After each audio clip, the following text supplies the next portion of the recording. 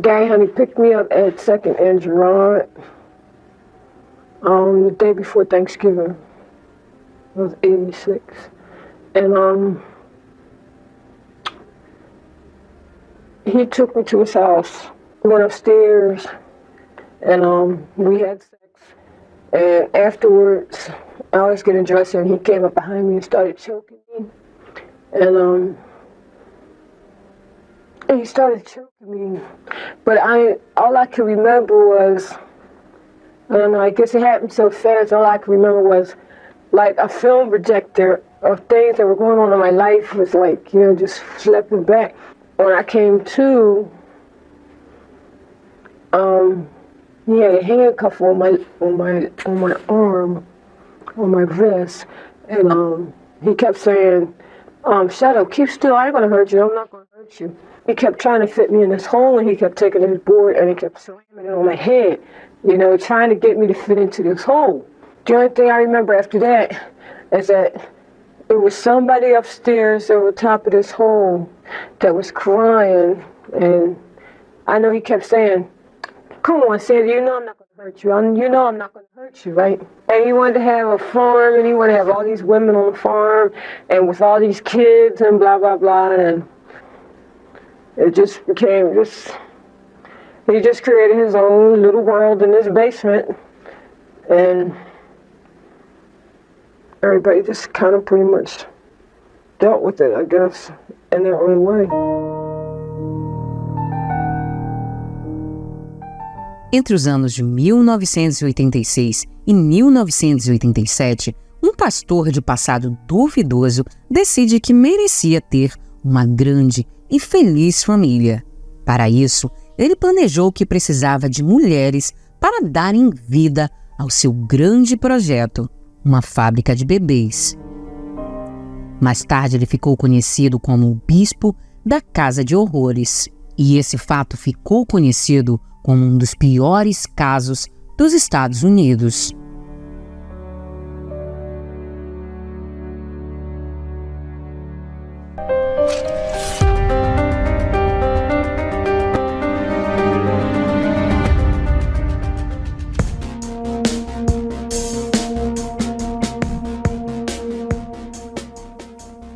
Olá, meus amores, tudo bem? Eu sou Mirla Prado e eu tô muito feliz por ter vocês aqui em mais um vídeo. Gente, antes de eu falar do caso, eu quero falar um pouco do que está acontecendo aqui. Ocorreu uma queimada no Canadá que está trazendo toda a fumaça para cá para os Estados Unidos. A qualidade do ar tá péssima, assim, parece assim que tu tá andando num filme de terror. Exatamente isso. Só que como eu tenho problema respiratório, eu tô com minha respiração péssima. Então, se vocês sentirem que eu tô ofegando demais, tá explicado, tá? Sem falar em outra coisa, os passarinhos. Tá cheio de passarinho aqui na área. Eu acho que eles estão migrando tudinho, porque coitadinhos, né? Em busca de um ar mais limpo, apesar que aqui não tá tão limpo, mas deve estar menos pior que lá. Então, se vocês escutarem som de passarinhos, é porque eles estão todos aqui perto da minha janela, tá certo? Gente, o caso de hoje é um caso muito, muito, muito bizarro, tá? Muito conhecido nos Estados Unidos, considerado um dos maiores casos que já aconteceram no True Crime americano, tá? Mas eu não vou adiantar muita coisa aqui pra vocês. Então, antes de eu ir pra história, eu quero fazer aqueles pedidos carinhosos de sempre pra vocês. Se você gosta desse tipo de conteúdo, se interessa por esse tipo de conteúdo e ainda não é inscrito nesse canal, se inscreve. Se já é inscrito, mas não ativou ainda a notificação, ativa para você não perder nenhum caso sinistro a partir de agora. E se puder, deixa aquele like logo agora no começo do vídeo, porque me ajuda muito a produzir mais e mais conteúdo para vocês. Pode ser? Fica aqui toda a minha gratidão e bora para a história.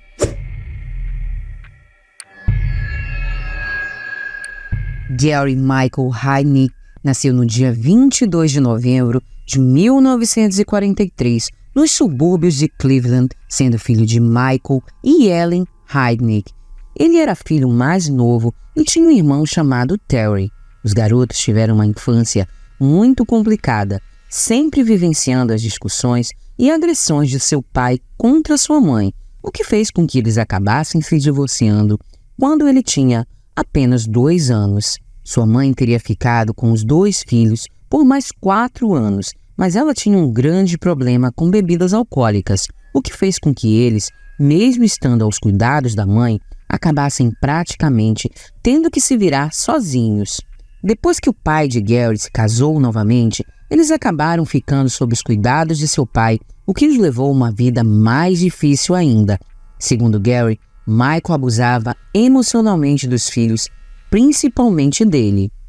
Gary sofria de enurese na cama, que seria fazer xixi durante as noites de sono, e seu pai, para humilhá-lo, o forçava a pendurar os lençóis manchados e sujos na janela de seu quarto, à vista de todos os vizinhos e de quem passava pela casa. Algumas fontes também citam que o homem colocava alvos nas calças de seus filhos, que ele mesmo acabava dando chutes, assim como obrigava os meninos a saírem nas ruas com os alvos, o que levava eles também a serem chutados por outras crianças.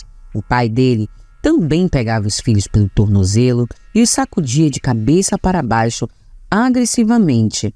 Eventualmente, Gary e Terry eram mandados para passar um tempo com a mãe Ellen, que se relacionava com vários homens e se casou diversas vezes, sempre com homens pretos, com quem ele não tinha um bom relacionamento, o que fez com que ele acabasse aos poucos adquirindo uma raiva excessiva por pessoas de pele preta. Segundo o que consta em um livro sobre a vida de Gary, ele não se dava bem com seu pai, nem com sua madrasta e também não se dava bem com sua mãe, nem dos homens com quem ela se relacionava. A única pessoa que Gary conseguia ter um mínimo de contato decente era seu irmão Terry. Na escola, ele não interagia com seus colegas, era muito solitário e se recusava a fazer contato visual com as pessoas. Ele também era uma criança que demonstrava agressividade, como por exemplo uma vez que uma nova colega de sala de aula, que não tinha conhecimento da personalidade de Gary, teria o questionado se ele havia feito a lição de casa. Ele teria gritado com ela em uma nítida explosão de raiva, afirmando que ela não era digna de falar com ele, mostrando nitidamente que ele se achava superior às mulheres. Infelizmente, não fica claro como essas situações eram tratadas dentro de casa, se o pai e a madrasta de Gary o corrigiam ou sequer conversavam com ele sobre isso. Mas só pelo fato do pai ser abusivo emocionalmente falando, nos dá uma noção que possivelmente nenhuma atitude de corrigir Gary era tomada. Gary também sofria constantemente com bullying nos seus colegas, sendo chamado de cabeça de melão. Isso porque ele tinha uma deformidade na sua cabeça que supostamente teria sido causada por ele ter caído de uma árvore. Mesmo com tudo isso, ele tinha um excelente desenvolvimento acadêmico, tendo o QI avaliado em 148. Gary sempre se interessou por livros de assuntos militares e de como economizar dinheiro. Então, aos 14 anos, seu pai o incentivou a se matricular na academia militar, na qual ele ficou 2 anos, tendo as melhores notas da academia e também nunca tendo apresentado nenhum comportamento estranho. Entretanto, esses registros contaram que ele teria buscado a ajuda de um psicólogo por conta própria e nunca foi revelado por que ele fez isso, mas ele não teria sido diagnosticado com nada e não precisou tomar nenhuma medicação. Depois de se formar no ensino médio, em janeiro de 1961, ele se alistou no Exército dos Estados Unidos com apenas 17 anos, no qual ele serviu por um período de 13 meses. Durante esse tempo, o seu sargento teria o classificado como um exemplo. Assim, ele foi enviado para San Antonio, no Texas, para receber treinamentos como um médico, no qual ele teria se saído muito bem, sendo até mesmo transferido para a Alemanha Ocidental, mas a partir desse momento, tudo parecia ter voltado a dar errado na vida de Gary.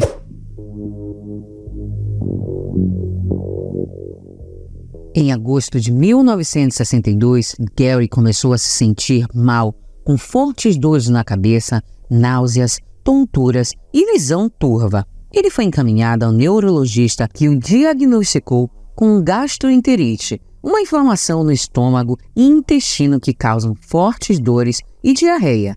E também observou que ele apresentava sintomas de alguma doença mental que ele não conseguia diagnosticar na época. Então, o prescreveu um antipsicótico, que era principalmente usado para tratar pessoas com esquizofrenia. Em outubro do mesmo ano, ele foi transferido para um hospital militar localizado na Filadélfia, onde ele passou a relatar que via várias coisas se mexendo e imagens estranhas. Gary foi diagnosticado com um transtorno de personalidade esquizenoide e, como consequência disso, ele acabou recebendo uma honrosa dispensa dos serviços militares. Ele, então, não teria gostado muito dessa decisão, pois seu sonho seria seguir carreira militar, mas no dia 23 de janeiro de 1963, ele foi desligado dos serviços e considerado uma pessoa 100% incapaz mentalmente. Depois disso, Gary teria se mudado para Pensilvânia, onde ele estudou enfermagem e atuou no Hospital Administrativo de Veteranos, mas foi dispensado porque tinha um atendimento rude com os pacientes e prestava um serviço desleixado com muita falta de organização. De acordo com as fontes, durante o período de agosto de 1962, enquanto ele ainda estava no Exército, até março de 1987, ele passou por pelo menos 21 clínicas psiquiátricas e nesse mesmo período foi registrado que ele tentou diversas vezes tirar a própria vida. 2 psicólogos reanalisaram o caso dele e perceberam que ele tinha algum tipo de psicose não diagnosticada, além de outros transtornos psicológicos. Por conta desse diagnóstico, Gary acabou sendo enviado para internação em uma clínica psiquiátrica, onde por cerca de 3 semanas ele teria ficado mudo, sem se comunicar com absolutamente ninguém, apenas falando por papel. E após isso ele passou por um longo período entrando e saindo de clínicas, após várias tentativas de tirar sua vida. O ápice acabou sendo quando ele foi internado em 1968 por atentar contra a vida do próprio irmão.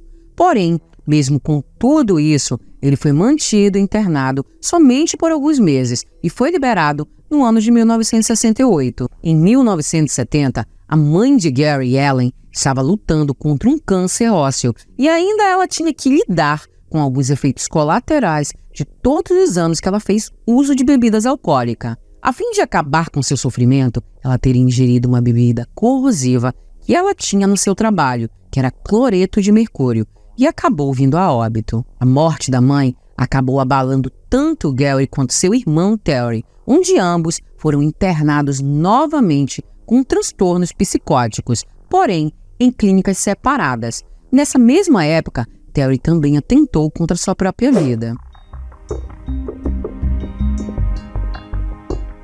Depois de um tempo, Gary foi liberado e em 12 de outubro de 1971, ele fundou uma igreja chamada Igreja Unida dos Ministros de Deus, no qual ele mesmo se empossou como bispo. Inicialmente, a igreja tinha apenas 5 frequentadores, que eram seu irmão Terry, uma mulher com que Gary se relacionava e mais 3 pessoas. Gary teria fundado essa igreja alegando que havia sido visitado por Deus, que pedia para ele fazer isso, mas cabe ressaltar que tudo isso aconteceu enquanto Gary ainda frequentava semanalmente as consultas do hospital psiquiátrico. Em abril de 1975, ele teria aberto uma conta bancária em nome de sua igreja, que tinha o depósito inicial de $1.500, mas em pouco tempo a igreja começou a crescer, sendo frequentada especialmente por pessoas que Gary teria conhecido enquanto frequentava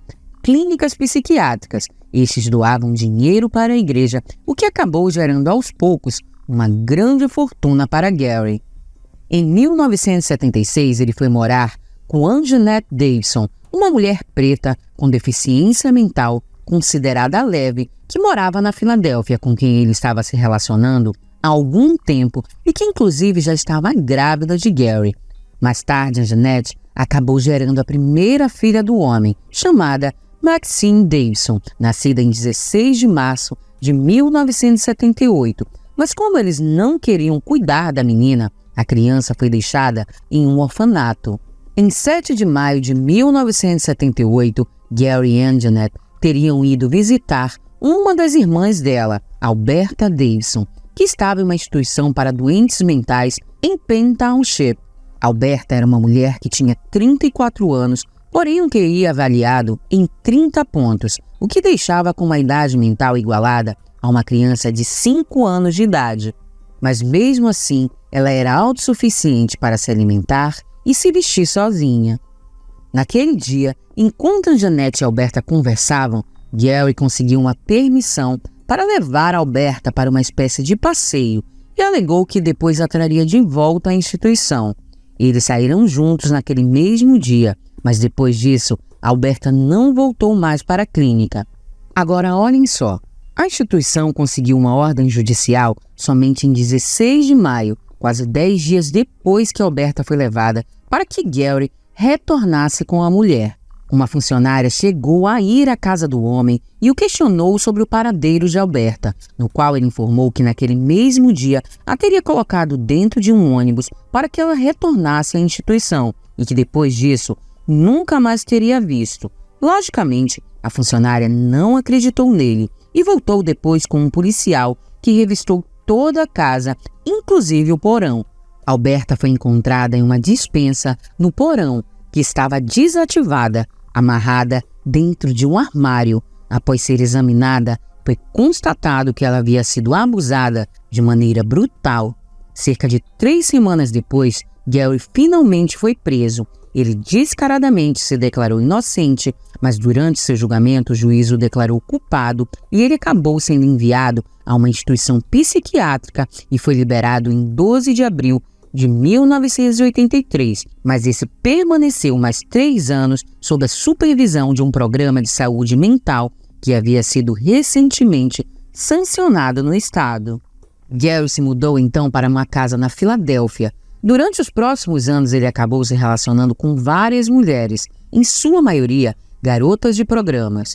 Uma delas teria inclusive engravidado, gerando seu segundo filho, mas esse também foi colocado em um orfanato. Depois, essa mulher acabou se casando com o melhor amigo de Gary, Cyril, mais conhecido como Tony Brown. Segundo o livro sobre a vida de Gary, eles teriam se conhecido em uma das clínicas psiquiátricas que Gary ficou internado, e os dois tinham o costume de dividir as mesmas garotas.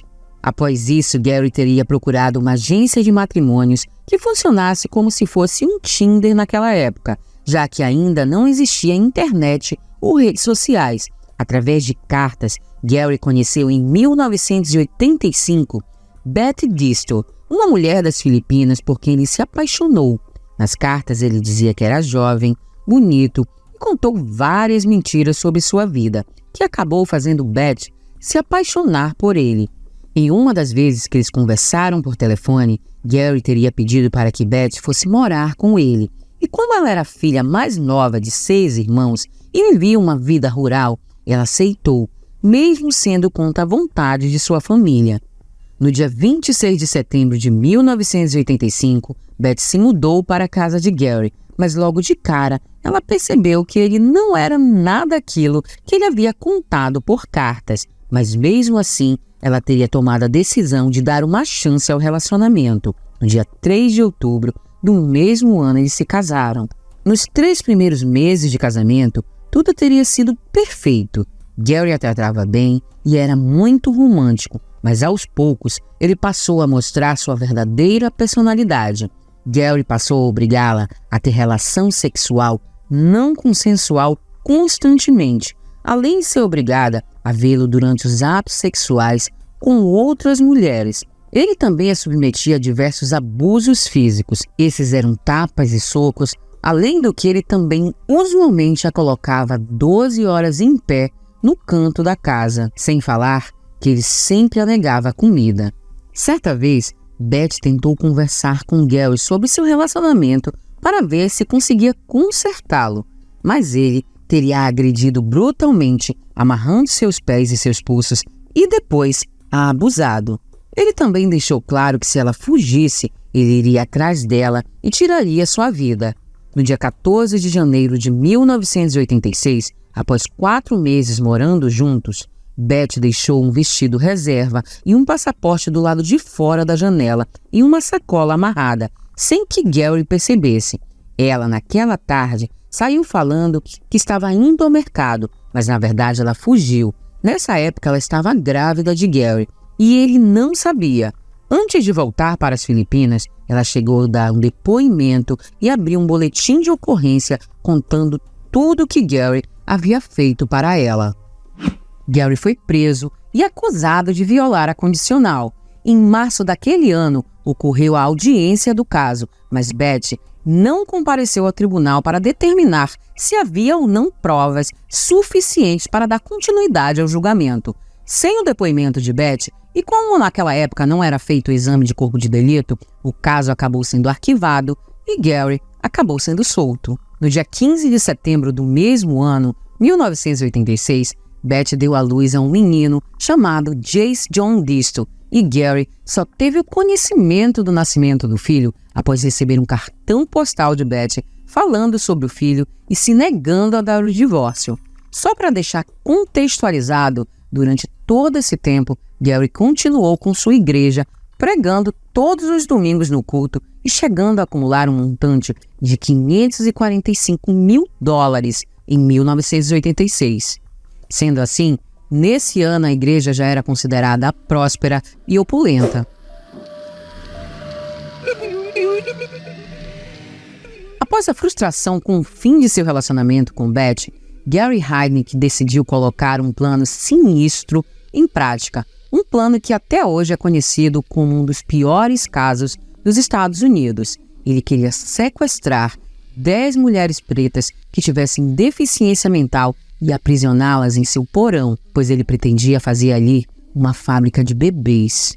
A primeira foi Josefina Rivera. Ela era uma mulher de 25 anos, afro-americana que trabalhava como garota de programa e tinha 3 filhos. Embora seu plano fosse pegar mulheres com problemas mentais, Josefina era uma mulher sã e capaz, mas havia tido uma vida sofrida, passando grande parte da sua vida morando nas ruas. No dia 26 de novembro de 1986, Josefina havia brigado com seu namorado e saiu de casa em meio a uma discussão. Ela estava determinada a passar a noite fora, então começou a andar pelas ruas fazendo sinais para um possível cliente. Até que Gary a parou e perguntou se ela estava trabalhando, e quando ela respondeu positivamente, ele a convidou para entrar em seu carro. Gary a levou para casa e ao entrar no local, Josefina percebeu que algo estava errado, pois o local era muito desagradável e Gary parecia muito estranho. Ele a teria convidado para assistir um filme, mas ela se negou e disse que estava com pressa, pois tinha deixado os 3 filhos com uma babá, o que deixou Gary muito irritado. Mesmo assim, eles tiveram relação e enquanto ela se levantou para se trocar, Gary teria puxado pelos cabelos e começado a esganá-la, até que ela concordou em fazer tudo o que ele queria.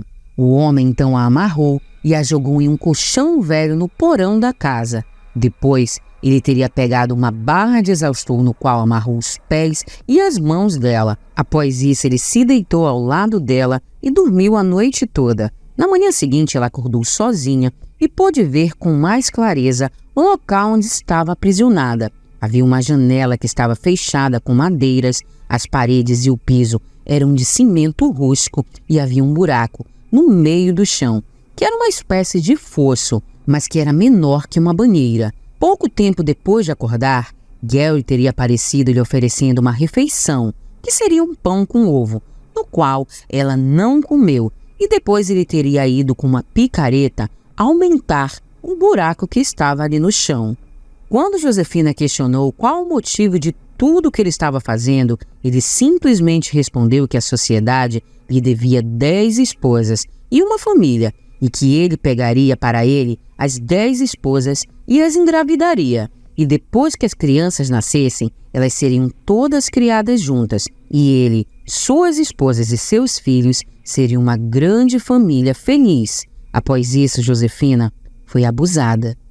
Depois que Gary saiu do porão, Josefina teria conseguido se desvencilhar das correntes, tirou uma das tábuas de madeira da janela e passou pela abertura, saindo no quintal dos fundos da casa. Ela correu e começou a pedir ajuda, mas antes que algum vizinho pudesse ajudar, Gary teria alcançado e imobilizado a mulher, assim a forçando a passar pelo mesmo buraco da janela que ela teria saído. Como castigo, Josefina foi colocada dentro do fosso que tinha no chão, onde ela ficou lá por vários dias, sem comida e sem água. No dia 29 de novembro, após 4 dias do primeiro sequestro, Gary acabou sequestrando sua segunda vítima, Sandra Lindsay, uma mulher de 25 anos que era amiga de Gary há pelo menos 4 anos, tendo conhecido em uma das instituições de tratamento psiquiátrico, pois ela tinha alguns problemas de atraso e desenvolvimento mental. A verdade é que antes do sequestro, Sandra tinha uma espécie de amizade colorida com Gary, tanto que ela também teria engravidado dele em algum momento, mas como ela não queria cuidar de uma criança, ela teria interrompido a gravidez. Sandra foi levada ao mesmo porão onde Josefina estava e também foi acorrentada no local. Quando a mulher não voltou para casa, seus pais tinham certeza que Gary estava envolvido e foram até a casa dele, pois eles sabiam do relacionamento de Gary e Sandra. Porém, ele alegou que não sabia de nada e obrigou os pais a ir embora.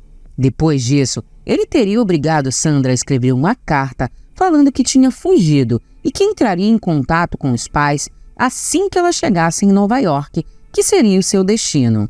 Gary então foi para Nova York para postar a carta para os pais de Sandra, para assim evitar as suspeitas sobre ele. Mesmo assim, 2 dias depois, os pais de Sandra teriam feito uma denúncia na delegacia de polícia, afirmando que sua filha havia desaparecido e que Gary com certeza estava envolvido.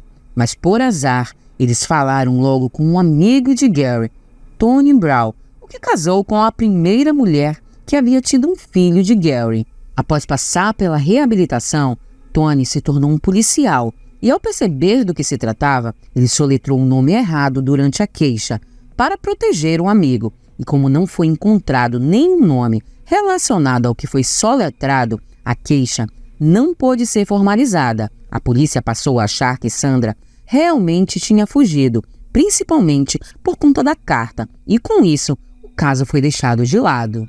No dia 23 de dezembro, quase um mês depois do sequestro da primeira vítima, Gary sequestrou sua terceira vítima, Lisa Thomas, de 19 anos. Ele teria convencido ela a ir até um restaurante com ele, que era um McDonald's, e durante a conversa, ele conseguiu ludibriá-la e conquistá-la. Gary a convenceu a ir até a sua casa e lá ele a embriagou e depois abusou sexualmente. Depois disso, ele a acorrentou no porão junto com Josefina, que já estava há 26 dias no local, e Sandra, que estava há 22. No dia 2 de janeiro de 1987, Gary sequestrou a quarta vítima. Essa era Deborah Dudley, de 23 anos. E no dia 18 de janeiro, ele sequestrou a quinta, que seria Jacqueline Atkins, a mais nova de todas, tendo apenas 18 anos. Todas as mulheres foram acorrentadas em uma parte do porão, estando longe o suficiente uma das outras para não conseguirem se ajudar. Todas elas eram mantidas seminuas. E Gary sempre servia refeições simples e pouco saudáveis para as mulheres, como pão, bolacha, água e mingau. Ele abusava delas todos os dias, pois seu objetivo principal era que elas engravidassem o mais rápido possível. Dentro do porão, elas tinham um banheiro químico que era usado para as necessidades básicas e, eventualmente, quando Gary queria, ele levava uma a uma para a parte de cima da casa para tomar banho.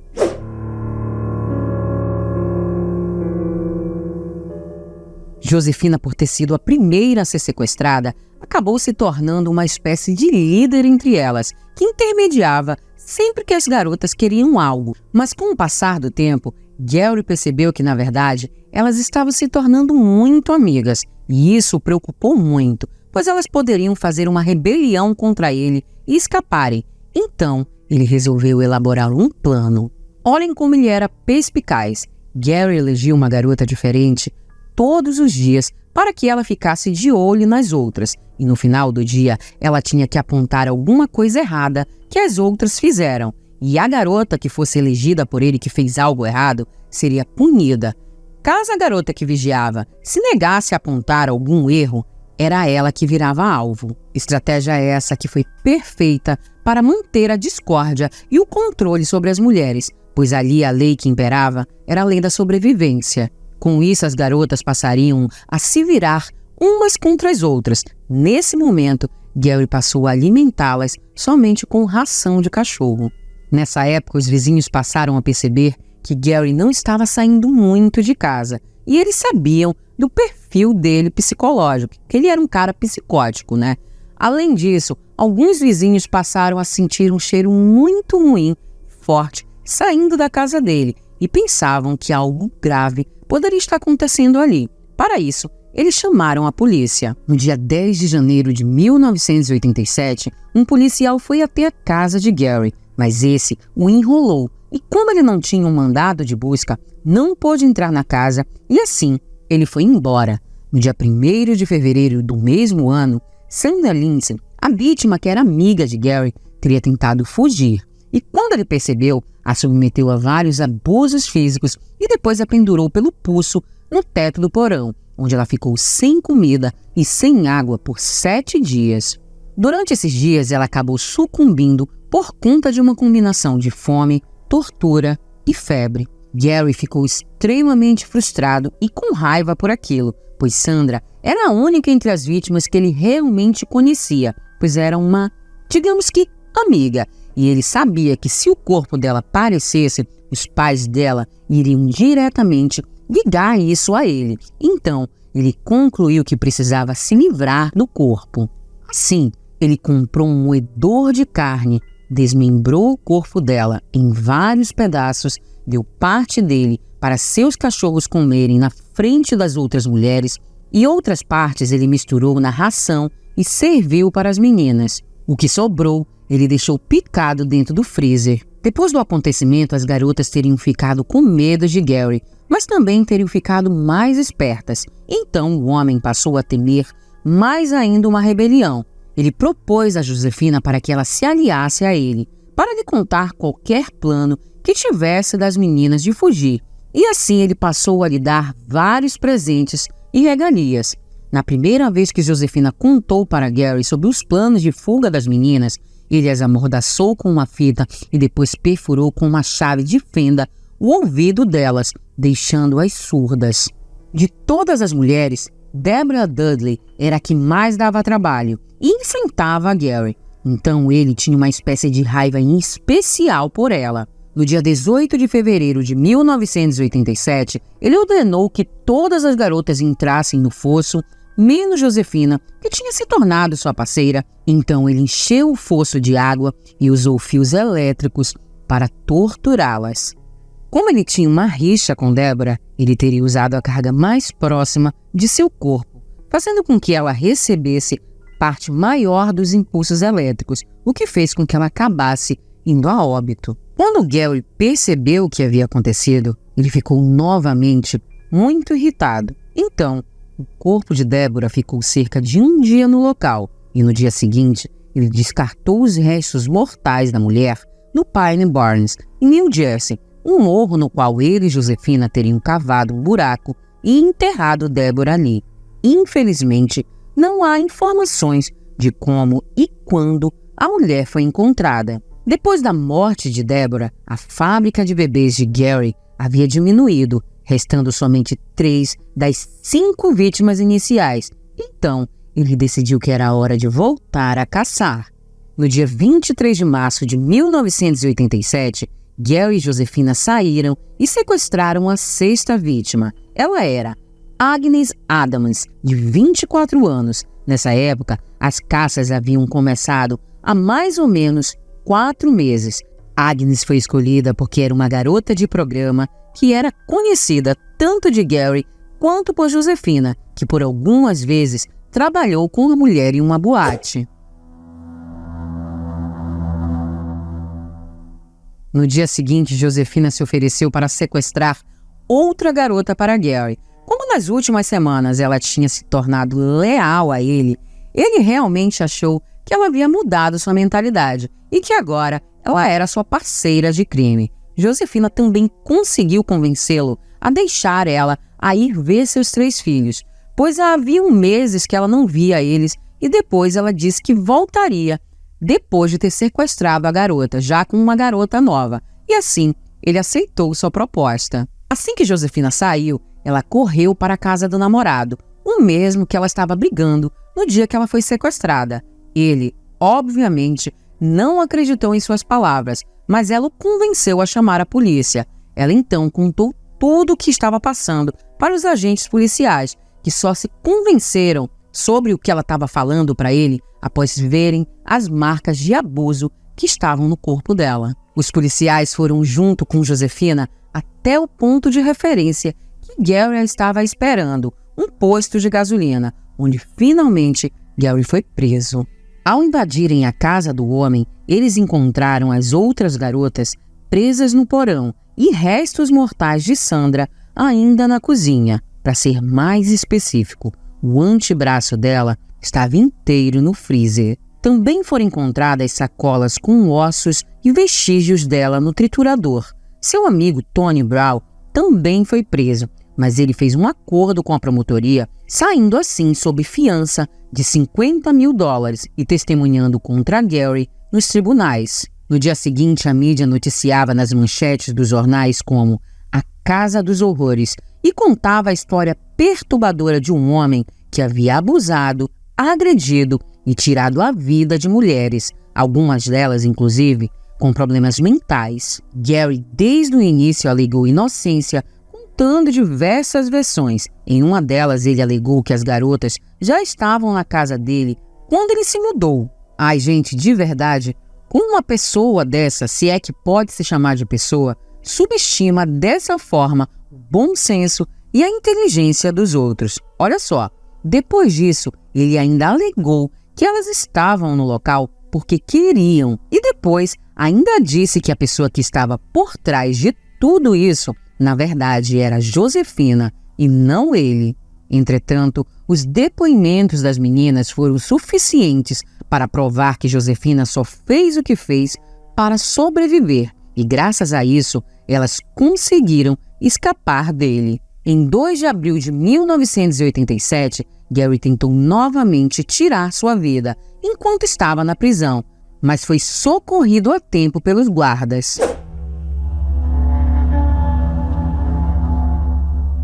Durante seu julgamento, ele foi defendido por Charles Peruto Jr., que tentou a todo custo provar que Gary era legalmente insano e que não poderia responder por seus atos. Mas a promotoria apresentou o fato dele ter aproximadamente $550 mil em sua conta corrente, que eram resultados de bons investimentos feitos por ele mesmo, e o que provou que ele não era insano, já que ele conseguia entender plenamente como gerenciar uma pequena fortuna, que hoje equivale a mais de $2 milhões.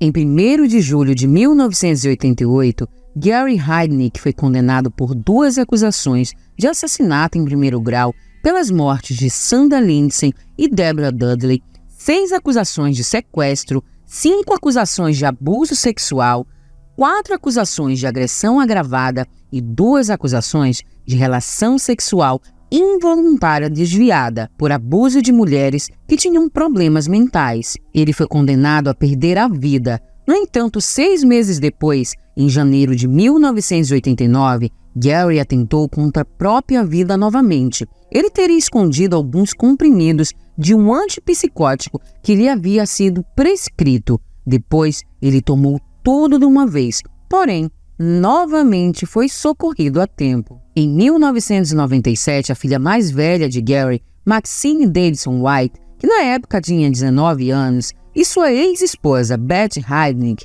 entraram com uma ação no Tribunal Federal do Distrito da Pensilvânia, solicitando a suspensão da execução com base no fato de que ele não era competente por suas ações. Depois de 2 anos, reanalisando o processo em vários tribunais, o pedido foi negado no dia 3 de julho de 1999 e no mesmo dia foi ordenado a data de execução pelo Tribunal Distrital dos Estados Unidos. No dia 6 de julho, 3 dias depois, Gary Heidnik fez a sua última refeição com 2 fatias de pizza de queijo e um copo de café preto, sendo em seguida executado por injeção letal.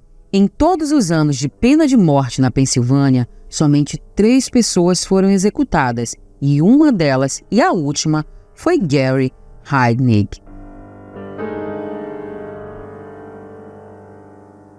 Até hoje, a fábrica de bebês de Gary ainda é um dos crimes mais perturbadores dos Estados Unidos. Inclusive, os crimes de Heidnik serviram de inspiração para o escritor Thomas Harris em alguns aspectos do livro e filme O Silêncio dos Inocentes, em especial para o personagem Buffalo Bill.